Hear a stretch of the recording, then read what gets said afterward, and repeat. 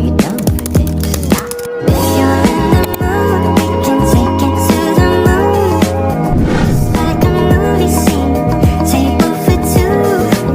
No need to be fair, I want you instead. Selamat datang di podcast baru kami Dunia Fiksi. Di sini saya Husnul Nabila Putri, dan hari ini kita akan memulai petualangan kami dalam dunia buku cerita fiksi yang menakjubkan. Pertama-tama perkenalkan teman saya Mas Farihin yang akan membawakan buku fiksi berjudul Serigala dan Kambing. Ya, seperti ini ya teman-teman bukunya. Tolong Mas Farihin ceritakan apa isi dari buku tersebut. Ya, saya akan ceritakan bukunya ini sedikit saja. Yaitu yang pertama, cerita ini diawali dari suatu sore di padang rumput pinggir hutan. Segerombolan kambing sedang menikmati lezatnya rumput hijau yang terhampar luas. Di antara mereka ada seorang anak kambing yang sudah beranjak dewasa. Dia agak jauh dari teman-temannya karena asyik bermain. Ia semakin jauh meninggalkan ibu dan saudara lainnya. Hari semakin gelap, ibu kambing memerintahkan segera bergegas pulang. Namun sayang sekali, dengan anak kambing karena terlalu jauh dengan ibunya, ia tidak menyadari kalau ibu dan saudaranya telah pergi. Hari semakin gelap, anak kambing itu mulai gelisah. Ibu dan saudaranya juga tak kunjung kembali.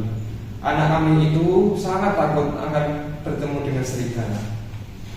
Anak kambing itu akhirnya memberanikan diri untuk memasuki hutan. Namun apa yang ia takutkan benar-benar terjadi. Di tengah jalan ia dihadang serigala besar. Kini hanya ketakutan yang ia rasakan. Ia tidak mungkin bisa lari dari serigala itu. Kambing kecil itu pun berkata, "Serigala, tolong jangan makan aku," pinta anak kambing. "Mungkin sudah menjadi nasibmu menjadi santapan malamku, wahai anak kambing," ucap serigala. Hal itu semakin membuat anak kambing semakin ketakutan. "Wahai serigala, sebelum kau memakanku, maukah kamu menyampaikan lagu untukku dan aku akan menari sebelum aku mati?" pinta anak kambing. Serigala pun itu nyanyi. Nyanyian serigala itu ternyata didengar oleh anak anjing gembala. Ia segera bergegas mencari datangnya suara serigala dan menyelamatkan anak kambing itu. Anjing gembala itu mengejar sang serigala hingga masuk ke dalam hutan. Sementara anak kambing itu begitu lega karena bisa selamat dari santapan serigala buas itu. Akhirnya anak kambing itu bisa kembali lagi dengan orang tuanya dan saudara-saudaranya. Ya, cukup cerita saya, sedikit cerita saya. Mungkin dari Mbak Bila mau menambahkan Cerita yang menarik, Mas Farihin. Tapi di sini saya punya pertanyaan untuk Mas Farihin. Tolong Mas Farihin jelaskan plot utama dari cerita fiksi tersebut. Ya, Mbak Husnul. Plot utama dari cerita fiksi tersebut adalah cerita ini berkisah tentang seekor anak kambing yang asik bermain di padang rumput hingga ia ketinggalan ibunya dan terpisah dari saudara-saudaranya. Saat malam tiba, anak kambing itu tersesat dan dihadang oleh seekor serigala. Dalam situasi yang mengerikan tersebut, anak kambing meminta sang serigala untuk menyanyikan lagu agar ia bisa mati dengan tenang dan menari sebelum ia mati. Sang serigala pun akhirnya menyanyi untuk sang kambing itu.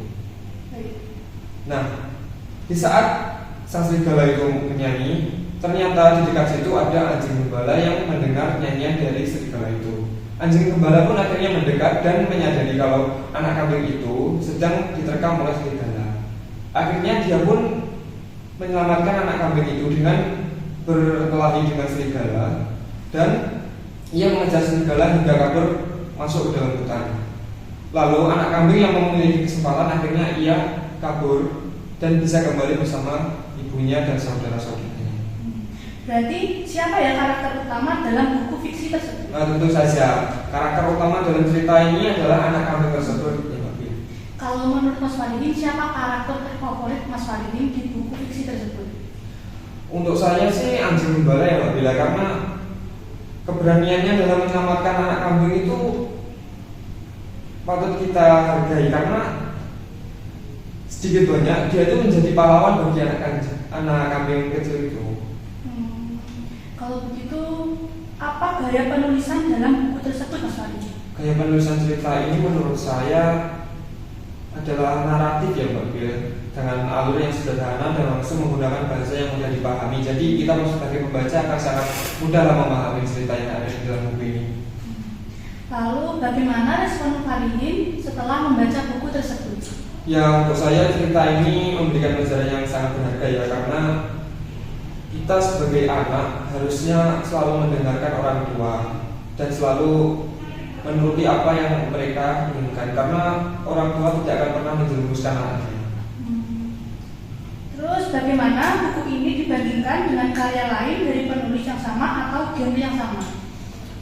Kalau menurut saya cerita ini mirip ya Mbak, dengan fabelannya sering menggunakan hewan sebagai karakter utama untuk menyampaikan pesan moral yang syarat makna dengan sedikit konflik yang memiliki nilai-nilai yang jelas. Seperti cerita Kancil ya Mas? Ya, seperti cerita Kancil, Timun Mas, seperti itu. Apakah Mas Farihin merekomendasikan buku ini kepada pendengar? Untuk pendengar ini sangat merekomendasikan ya Mbak Bila, soalnya buku itu nggak harus tebal, tipis pun juga ada pesan moral di dalamnya, tergantung apakah kita bisa memahami makna dari buku tersebut, bagaimana cara kita membaca, dan juga apa sih cerita yang ada di dalam buku itu. Untuk rekomendasi sih SD sampai SMA saya rasa tetap bisa ya Mbak ya, untuk buku sekecil apapun itu masih bisa untuk diambil pelajaran moral di dalamnya. Tolong Mas Farihin jelaskan pesan moral dari buku tersebut. Untuk pesan moral dari cerita ini adalah pentingnya mendengarkan nasihat dari orang tua, selalu berhati-hati dan tidak terpisah dari kelompok, ataupun bisa kita pahami juga tetap bersama teman-teman. Jangan seolah-olah kita itu tidak mempunyai teman dan bisa melakukan semuanya itu sendiri, karena semua itu kita itu tidak terlepas dari yang namanya makhluk sosial, saling membutuhkan satu sama lain. Dan juga kita harus selalu berani dan peduli terhadap sesama yang selalu ada di samping kita, seperti teman-teman dan orang-orang di sekitar kita. Baik, terima kasih Mas Farihin. Sekian podcast dari kami. Wassalamualaikum.